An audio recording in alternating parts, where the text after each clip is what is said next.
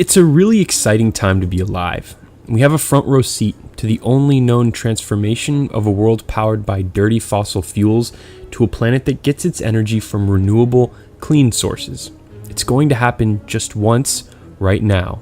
These are the top 10 potential energy sources of tomorrow. Number 10. Space-based solar power. Every hour, more energy from the sun reaches us than we Earthlings use in an entire year. To try and save a lot more of it, one idea is to build giant solar farms in space that will collect some of the higher intensity, uninterrupted solar radiation. Giant mirrors would reflect huge amounts of solar rays onto smaller solar collectors. This energy would then be wirelessly beamed to Earth as either a microwave or laser beam. One of the main reasons this amazing idea is still just an idea is because it's, big surprise, very expensive. But it could become a reality in the not so distant future as our solar technology develops, and the cost of launching cargo into space comes way down thanks to the work of companies like SpaceX. Number 9. Human power. We already have human-powered devices, but scientists are working on harvesting power generated from normal human movement. We're talking about tiny electronics here, but the potential when multiplied by billions of people is big. And with developers making electronics that use less and less power, one day your phone may charge when it rustles around in your pocket, your bag, or moves in your hand, or your fingers move on the screen.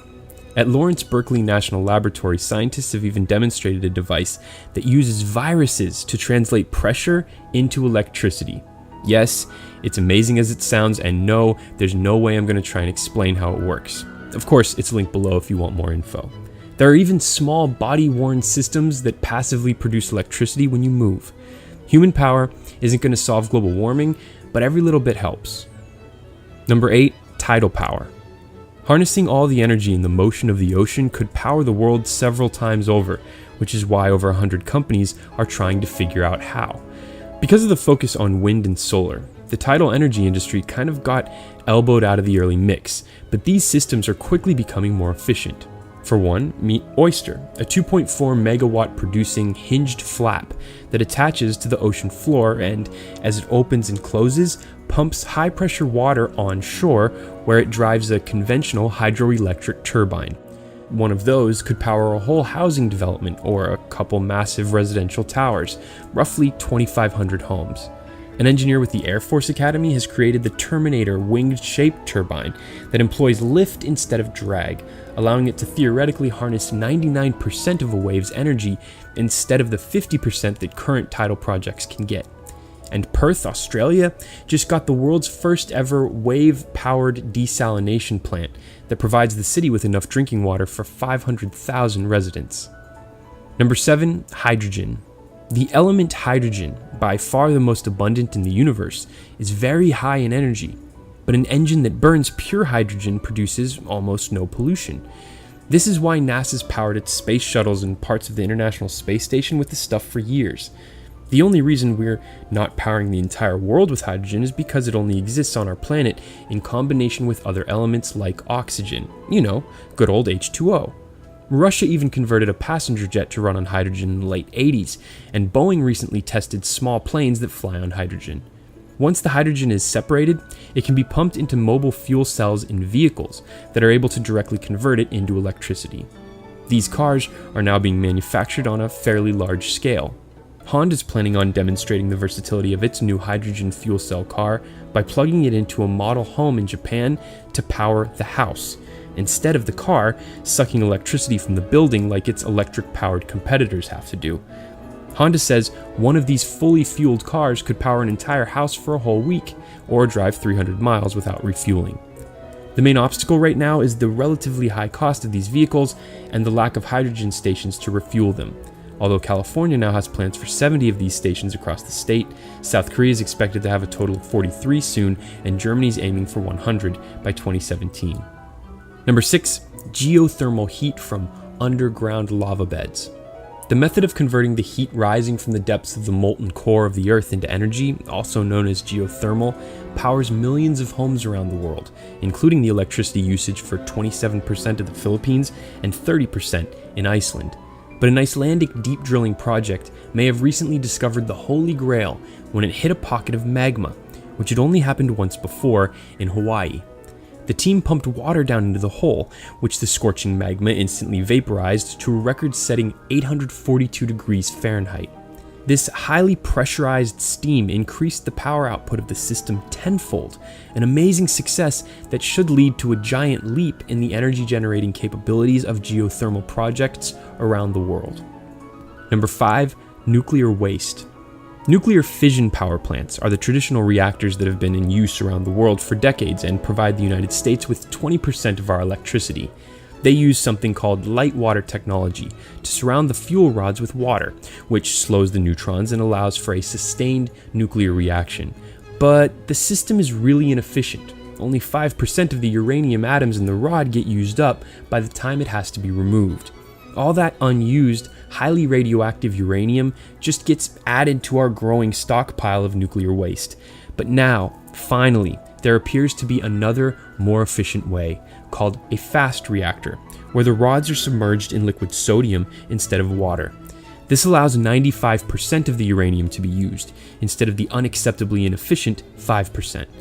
Adopting this method would solve the huge problem of getting rid of our 77,000 tons of radioactive waste, because these new reactors can reuse it. GE Hitachi has already designed a fast reactor called PRISM and is shopping it to power companies.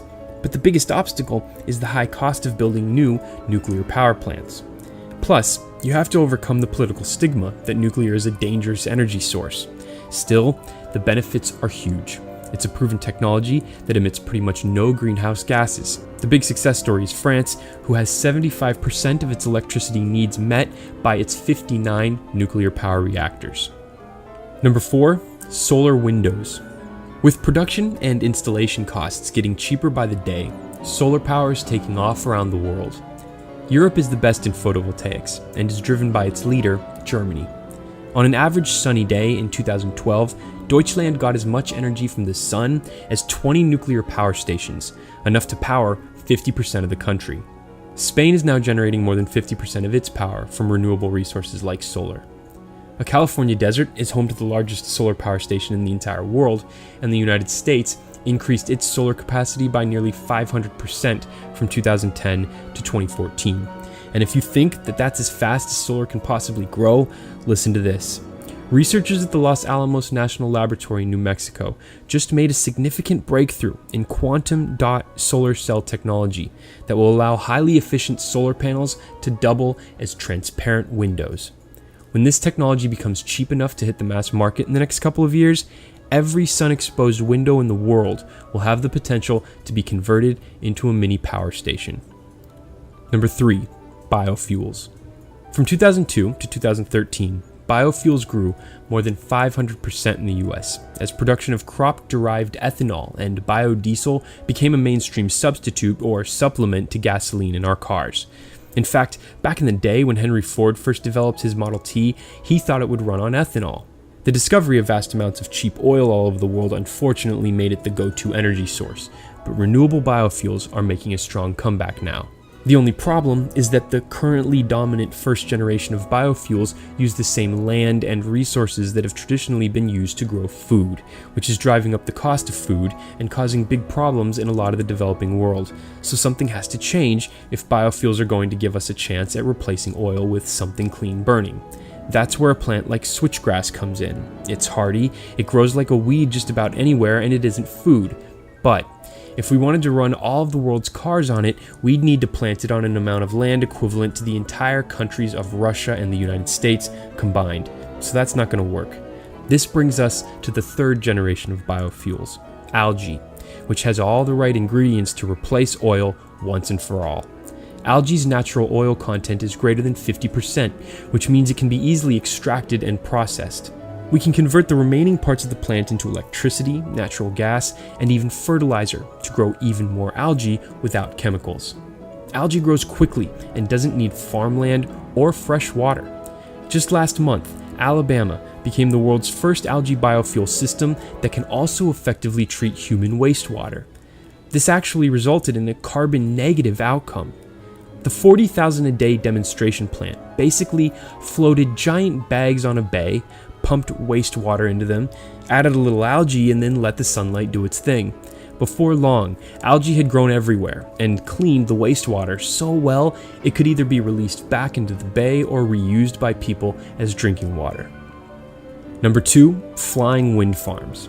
We're already getting a lot of energy from the wind, but with the buoyant air turbine, or BAT, that floats 1,000 to 2,000 feet above the ground where winds are stronger and more consistent, we could soon be getting that energy much more efficiently. The system is simple. A ringed blimp with a wind turbine in the middle is tethered securely to the ground. It'll produce twice as much power as similarly sized tower-mounted turbines. It can even handle winds of more than 100 miles per hour and can be fitted with additional devices like a Wi-Fi unit, which would help bring the internet to parts of the world that don't have it yet. The buoyant air turbine was designed for bringing renewable wind energy to rural parts of the world, where building a traditional wind turbine was impossible, and will first be deployed in Alaska. It can even automatically detect and adjust its floating height to where the best wind speed is.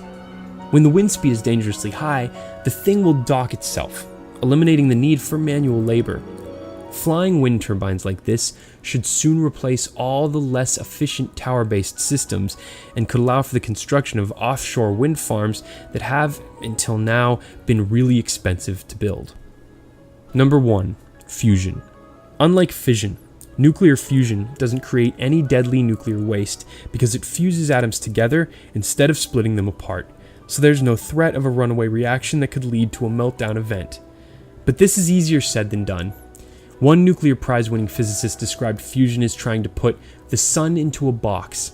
The idea is pretty, the problem is we don't know how to make the box. The technical issue is that fusion reactions will produce material that's so volatile and hot it will damage the reactor that created it.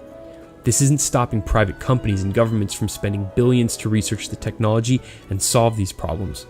And if the immense challenges can be overcome, fusion will provide virtually limitless energy and power the world. That's why the world's wealthiest governments are collaborating on the controversial International Thermonuclear Experimental Reactor in France, known as ITER. When was the last time Russia, China, Europe, and the United States collaborated on anything? That's how important for humanity this project is, and because of its revolutionary potential, several powerful companies like Lockheed Martin are quietly working on their own fusion reactors. Lockheed has a very optimistic timeline for their system, projecting that they will meet global energy demand by 2050. Their optimism may be fairly justified. In October 2013, in separate research, scientists at the Lawrence Livermore National Laboratory in the United States achieved a huge milestone in fusion when, for the first time, a fuel capsule gave off more energy than was applied to it. Thanks for watching. Let us know if we missed anything or if you disagreed with our rankings. And if you liked this video, help the conversation spread by sharing it.